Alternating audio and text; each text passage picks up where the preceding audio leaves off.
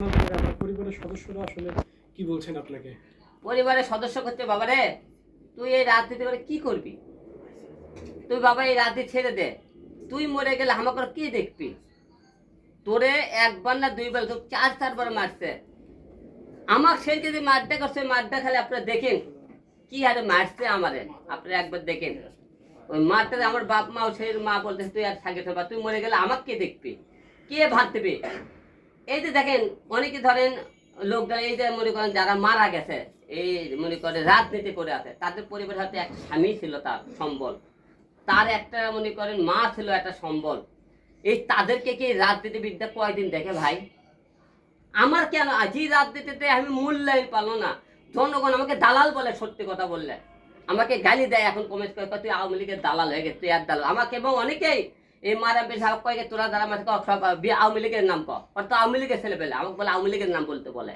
আমি কেন আওয়ামী লীগের নাম বলবো ভাই? তারা তো বিএনপির লোক মারছে, আমি তো বাইর করছি হলে তারা আওয়ামী লীগের লোকের নামের কথা বলে, কথা আওয়ামী লীগের, আওয়ামী লীগের নাম বল, কেন বলবো ভাই? আচ্ছা, আমার একটু প্রশ্ন, সেটা হচ্ছে আপনাকে যখন 17 আসনে মারে তখন কিন্তু বিএনপি বিরোধী ছিল স্বৈরাচার সরকার, নির্বাচনে হিরো আলমকে দেখে ভয় পায়, হিরো আলমকেও মারে।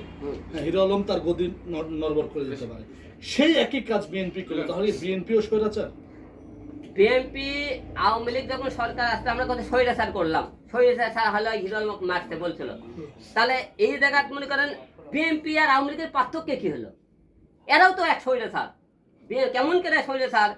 তারা তো স্বৈরাচার না হবে, দেশ স্বাধীন করার পরে তারা মারছে। আমি তো সেদিনকে বিএনপির বিরুদ্ধে মামলা করতে যাইনি, আমি মামলা করবে গেছি সেই স্বৈরাচার যারা আমাদের মারধর করছে, আমাকে বুক খালি করে সন্তান, তাদের বিরুদ্ধে মামলা করতে গেছে।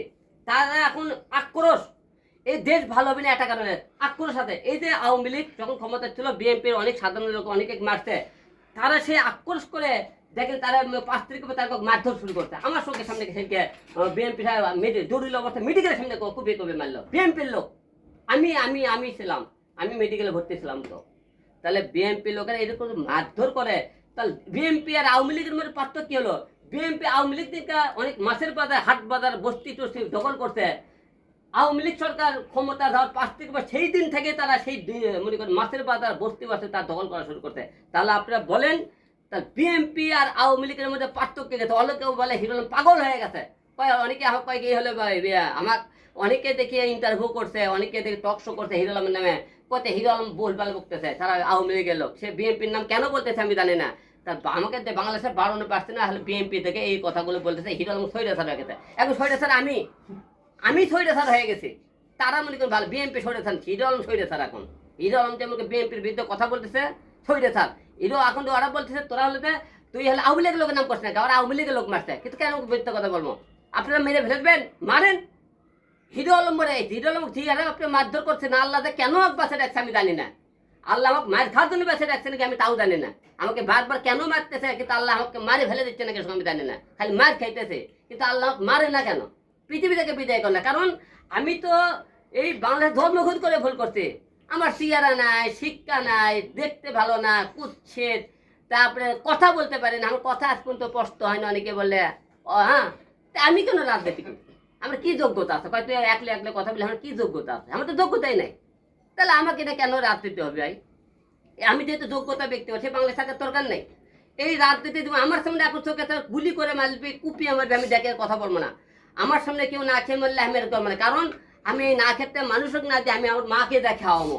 কারণ আমার মা মরে গেলে, আমি মরে গেলে আর মাকে খাওয়ার মূল্য নাই। তোর বাঁচানোর দরকার নাই, আমি আর মাকে বাঁচাবো এখন থেকে, আবার সোলকে বাঁচাবো, আর বউকে বাঁচাবো, কিন্তু তোদেরকে আর বাঁচাবো না।